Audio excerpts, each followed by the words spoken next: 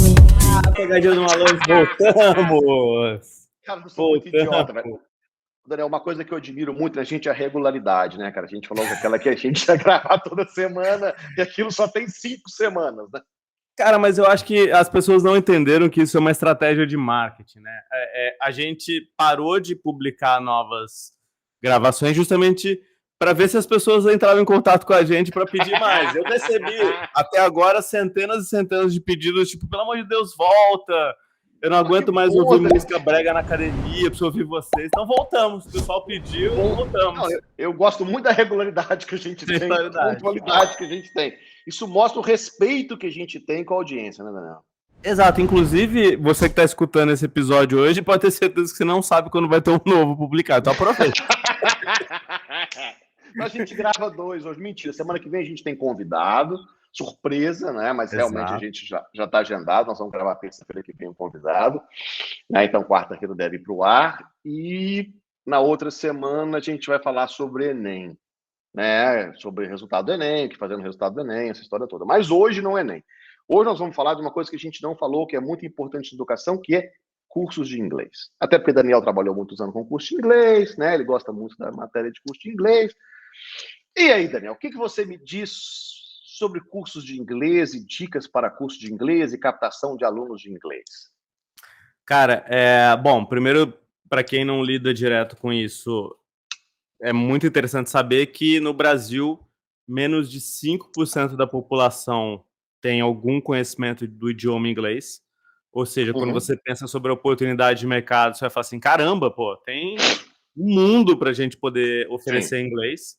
Mas, ao mesmo tempo, o que é muito doido, não é a primeira prioridade na vida do brasileiro mediano e não é a prioridade entre educação. O que é muito doido, porque, pela minha experiência, é mais fácil uma pessoa que tem domínio de inglês conseguir emprego do que até ele ter ensino superior. Claro. E é muito doido porque as pessoas não acabam indo atrás disso, e eu acho que também os formatos hoje de oferta de cursos de inglês e a maneira como se aprendeu inglês até então tem que ser dado uma modificadinha, assim, sabe? Bom, mas eu acho que, sinceramente, Daniel, eu acho que modificou bastante. Eu acho que na pandemia, novamente, a gente voltando para o mesmo caso de novo, eu acho que realmente mudou na pandemia. Eu acho que eu não tenho nenhum, e olha que eu tenho muitos clientes de aula de inglês, de curso de inglês, né? Mas nenhum deles, assim, não se adaptou. É lógico que as marcas elitizadas sofreram um pouco mais, o público sofreram um pouco mais, evidente, porque aquela para aluno de classe A, B, criança, elas sofreram um pouco mais no começo, mas elas se adaptaram, sinceramente, eu acho que adaptaram bem e se remodelaram, né? Acho que eu não vejo tão ruim isso, mas pode ser que você, pela sua experiência, tenha uma visão diferente da minha, né? E ainda bem, né? Não, eu acho que o segmento como um todo, se você pensar, me desculpe os outros players, mas você tem, eu vejo 4 categorias hoje, né? Que são os mais, entre aspas, disruptores. Eu acho que ali é Duolingo e todo mundo que está em volta disso. Que, de verdade, é um formato mais simples, é um formato mais tweet de aprendizagem, que eu acho muito, muito interessante. Aí você tem um segundo formato, que é um formato que tenta trazer interação social, que é o formato da Cambly, por exemplo, que é toda aula baseada em vídeo, não tem tanta pedagogia, não tem tanta gramática ali, formatura, livros e etc. Aí você pra tem, quem não sabe, obviamente... a gente já teve na Cambly algumas vezes, né, Daniel, lá na Califórnia. Exatamente. Né? Samir, que ele chama? Como é que chamava o CEO, Samir? Samir, não, a galera, e a Cambly, por exemplo, tem explodido hoje, principalmente nos mercados da Ásia, e no Brasil acho que eles estão crescendo bastante também. E aí, é claro, você tem os players mais tradicionais no Brasil, acho que a principal marca é Cultura Inglesa, que está fazendo uma grande virada para o digital, mas é uma marca reconhecida ainda física, né? A gente, quando pensa em cultura inglesa, pensa na escola em si, e tem as marcas mais pulverizadas, marcas mais locais e de bairro. Entre esse meio todo surgiram esses players de inglês, Open English, English Central, English Town, e esses players como um todo, que são, na verdade, acho que se você pensar, Tório, há 10 anos atrás, foram os que trouxeram bastante para o Brasil o conceito de máquina de captação, né? Acho que foi... Sim, total. Em educação, quem fez isso primeiro foi lá, né? No Open English era um negócio fora de série, né? A English Tower é Open English que é sueca, não lembro agora qual das duas que é sueca, né? Que a sede é na Suíça, a gente chegou a trabalhar com eles. Mas eles eram muito agressivos. Hoje em dia, acho que não funciona, talvez não funcione mais esse modelo, porque eu tenho dúvidas se eles entregavam no final. Essa é a real, entendeu? Tenho um pouco de dúvida se entregavam no final. Mas eu acho, por exemplo, vou dar o meu exemplo. Eu tenho um professor, até esqueci dele, Luiz, né? Que ele tem. Ele dá aula só vídeo, só face-to-face, aluno com aluno. Puta professor, dá aula bem pra caramba, e ele cresceu 40% no ano passado. Sacou? Mas assim, Esse vamos lá. modelo dele de 1 para 1 cobra mais caro, evidente, mas ele tem uma aula de extrema qualidade, e aí o cara consegue crescer pra caramba, e sem um centavo de marketing sequer. Essa que é a história. Mas história, não tem propaganda. Eu acho que a gente volta até lá no conceito do escalável, né? Vamos pegar hoje o ensino EAD ou digital no Brasil, independente se é graduação, pós ou curso de inglês. Quando você tem o ensino presencial, cada vez mais eu vejo que ele se tornou quase que obrigatoriedade de agenda, né? Quase como o personal trainer do aluno. Ele tem que ir para lá, porque a aula acontece lá, então meio, cara, você obriga a colocar a tua rotina ali. A grande maioria das pessoas, grande maioria da população brasileira no contexto como tem, que rala pra caramba, que é um batalhador, cara, assim, o problema do ensino digital é que essas pessoas têm que se programar e têm que criar uma rotina para aprender. Você falou, pô, será que se fosse você aprender sozinho, você ia conseguir ter esse ritmo? Não. E aí, para mim, o ponto é, como você consegue garantir, e aí é que a gente está falando de inglês, mas também de outras plataformas, que o maior desafio hoje que a gente tem, a gente falou muito de gamificação, muito de ensino adaptativo, mas o maior desafio hoje do ensino digital é conseguir estabelecer uma plataforma que crie e ajude o aluno a criar uma rotina. É quase como, cara, será que não vale a pena... Tô dando uma ideia idiota, né? Pô, o celular do aluno vai ficar bloqueado, ele não consegue fazer nada enquanto ele não assistir meia hora de aula, sabe? Tipo, você não manda mensagem, não faz nada enquanto você não passa meia hora de aula. Tua rotina tá impedida, você tem que fazer isso. Então, eu sei que isso é meio doido de pensar, mas eu acho que esse é o desafio, porque uma coisa é você fazer o ensino 1 a 1, outra coisa é você conseguir escalar isso para não tenho dúvida. Pessoas, né? Não tenho dúvida, mas de novo, a gente volta na questão de tem público para todo mundo. Né? Ou seja, e você falou, tem 5% só da população brasileira que tem inglês ou que faz aula de inglês. Né? Então, assim, você tem público, você tem que ter formas de atingir esse público. Mas falando um pouco de experiência mesmo, de captação de inglês, Daniel, eu acho assim, cara, o que mais me surpreende, o que mais me surpreendeu e o que mais a gente apanhou quando a gente começou a trabalhar, e a gente apanha um pouco até hoje, sendo muito sincero, é que a régua, ela é mais curta. A decisão de curso de inglês, ela, por incrível que pareça, ela é mais impulsiva. Tá? Não estou falando de, vamos lá, igual você falou, cultura, Red Balloon, não estou falando desses caras, tá, que são clientes nossos, é outro nível. Mas para todo mundo que está num outro nível abaixo, ela é muito espontânea, ela é muito uma compra espontânea. E aí a gente aplicava réguas normais de 30, 40, 50 dias, e a gente acaba se fudendo na história. Porque eu tenho um cliente... Olha, eu não sei se a gente pode falar palavrão nesse podcast, cara. Pode, então tá bom, então vamos continuar. Né? E eu conheço instituições de ensino, cara, que se ela não matricular em 2 dias, o lead perde valor. Então, isso é difícil da gente entender. Né? Ou seja, essa velocidade de conversão em inglês, principalmente quando ela não é a gargarejo, ela é mais difícil de fazer. Ou ela é mais agressiva de fazer. E aí não dá para você montar aquela régua de espera 2 dias, manda outro e-mail, espera 3 dias, manda outro e-mail. Isso não existe em curso de inglês, porque você tem uma chance muito grande de perder aquele cara e no impulso ele compra outro. E tem um outro ponto que eu acho que agrava muito isso. Uma coisa é, sei lá, pais que colocam os filhos no curso de inglês com 7 anos, beleza, tudo bem. Isso aí e isso também é um outro ponto, que cada vez mais as escolas estão tentando se tornar bilíngue, né? Sim. E aí mas todas elas têm produtos para isso também. Né? Exato, acabam vendendo. Mas vamos lá, vamos falar da escola pública ou a particular que não tem essa possibilidade, que é a grande maioria do Brasil. O problema do jovem adulto é porque o cara, quando ele tem esse gap, né? Ele poderia já estar falando inglês, não tá, e ele chega lá nos 18, 19 anos, ele tem que enfrentar uma barreira linguística. E aí ele, não sei nem se esse é o termo correto, um desafio da língua, e ele, cara, preciso fazer inglês. Então ele tá com um problema, ele precisa resolver.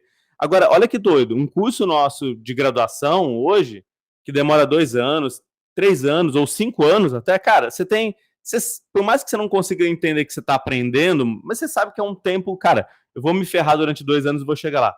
O curso de inglês, o cara que não sabe nada, até ele conseguir ir lá e resolver o desafio dele, ele vai demorar muito mais de 2 anos. Claro, em 2 anos ele vai estar muito bom. Então, ele é um... Você paga... Tem um detalhe, né? Você paga... E o ticket hoje é mais alto que graduação, né? Exatamente. E você paga mensalmente lá e no final das contas você não consegue entender quanto que você está aprendendo e vai demorar muito mais. Então, assim, a propensão ao abandono e desistir é muito fácil. E aí é uma crítica que eu faço, tá?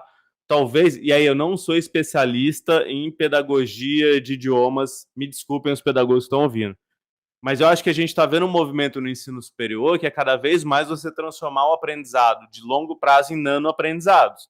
Eu acho que o inglês deveria ir para o mesmo caminho, deveria cada vez mais, tipo, vamos vencer essa barreira em 2 meses, depois mais 2 meses. Você vai tendo a possibilidade de dar um senso de progresso para o aluno cada vez maior. Eu acho que tudo fica muito distante. Eu ouvia muito isso dos alunos, principalmente alunos classe C, que precisavam resolver. Cara, eu entrei numa empresa que foi comprada por americano, eu preciso mandar e-mail, não sei. Pô, o cara tem aquilo ali para resolver, ele não tem tempo para esperar, sabe? E é claro, não se aprende idioma de uma hora para outra. Mas não se aprende. Você tá aí morando em Dubai, você sabe, tipo, cara, como quando você vai e faz uma imersão, teu idioma, você ganha em 1 ano, 10 anos de aprendizado. Você ganha 1 ano, 10 anos, não tem dúvida. Agora me conta um pouco uma coisa, Tório. O aluno, você falou do ticket, mas o aluno hoje de idioma, ele é um aluno que pressiona já preço ou ainda não? Não chegou nesse estágio? Claro que sim. Pressiona, claro. O pai, com o filho e tal, aquilo que a gente falou, ele pressiona um pouco menos. Tá? Ele lógico, porque ele possivelmente é um pai que fala inglês ou que não falou, né? Então ele põe o filho para suprir aquela... Afinal, né, gente? Todo mundo está escutando aqui. O que a gente faz para os nossos filhos é não fazer com que eles tenham as mesmas frustrações da gente. Né? Essa é a grande realidade. Isso é uma grande verdade. Né? Então o pai paga, o pai entende o valor, o pai paga e ele não quer passar aquilo que ele passou. Aqui na minha casa aconteceu isso, e a gente sempre falava isso. Né? Mas o cara mais velho, Daniel, com crise econômica, com tudo, ele pressiona o tempo inteiro. Preço é um fator muito importante. Agora, o ticket de inglês hoje é mais alto que o ticket de EAD no Brasil e ele é quase o mesmo nível de graduação. Ele não está muito diferente de graduação no ticket hoje. Mas é igual você falou, realmente não enxergo como mudar muito isso, seja, você não aprende inglês em 6 meses. E ao mesmo tempo, esse mesmo aluno, ele não pode pagar um curso de graduação mais o ticket do curso de inglês. Ele não tem renda para isso, cara. E aí uma pergunta, né? Por que no Brasil, eu sei que algumas tentaram, por que no Brasil não tem a língua inglesa no curso de graduação? Por que não põe? Não, se você está no mudo, você não quer falar, beleza, a gente pula esse assunto. Né? É um assunto legal para se pular. Tá me ouvindo? Né? Tá me ouvindo agora. Voltou, enquanto você está falando. Voltou. Agora sim. Cara, esse é um ótimo ponto. Eu vou te falar, cara, se eu tivesse que contar todas as tentativas que eu tentei fazer de criar combo de inglês e curso, foram mais de 10 e todas elas foram fracassadas. Ninguém compra. Ninguém compra as duas coisas. Justamente, cara, a gente volta a falar, o cara tem não só o dinheiro para pagar um curso só, mas ele também tem livre 1 hora do dia dele para fazer uma coisa só. Eu acho que você tocou num ponto que pode ser interessante. A gente poderia ter aí até um incentivo do Ministério da Educação para a gente conseguir, eventualmente, diminuir um pouco da carga horária das matérias técnicas para poder colocar o inglês como obrigatório. O grande problema é que você tem um componente técnico que você tem que ensinar para o aluno que não te possibilita. E o inglês ele sempre é o complementar. E o complementar ninguém vai fazer. Então, eu volto a te dizer, cara, um aluno hoje que tem o domínio da língua, ele tem mais possibilidade de ter emprego do que um aluno que se forma no ensino superior. Não, isso E você tem as carreiras aí, cara, as carreiras de tecnologia. Cara, não tem como o cara lidar com tecnologia se não falar inglês. Esse cara, ele tem uma profissão que ela já nasce internacional. Esse cara vai ser empregado na Europa, nos Estados Unidos. Ele vai se comunicar em inglês o tempo inteiro. Então, acho que tem um desafio aí de formação dessa mão de obra que vai ter um gap gigantesco de formação se a gente não se atentar para isso, cara. E Daniel, na sua época lá de cultura, só tem 2 entradas? Ou seja, inglês é igual à educação superior, ou seja, ou é março e agosto? Existe algo diferente? Cara, existe uma alta sazonalidade nesses momentos, mas o grande problema é que a maneira como a matriz curricular é feita, ela não permite que você faça múltiplas entradas. Então, pô, você precisa... Até porque você concentra a demanda para começar de uma vez só. Mas veja, por exemplo, há 5 anos atrás, eu acho, 6 anos atrás, quando a Estácio começou a mudar a entrada do EAD dela para ser contínua, mensalmente. Mudou o estágio de patamar.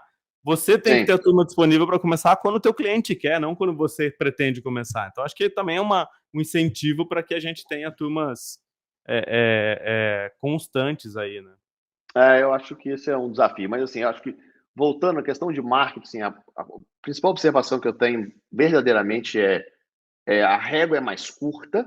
Isso, você tem que armar sua régua por um tempo muito pequeno e você tem que ter inteligência para fazer isso, e porque é uma compra de impulso, mais de impulso do que ensino superior, é evidente. É um pouco mais parecido com pós, mas aí eu acho ainda mais impulso do que pós, né? Porque pós há um planejamento maior. É lógico que tem um fator preço aqui, mas acho que você falou corretamente que puxa, qual que é a maior vantagem, cara?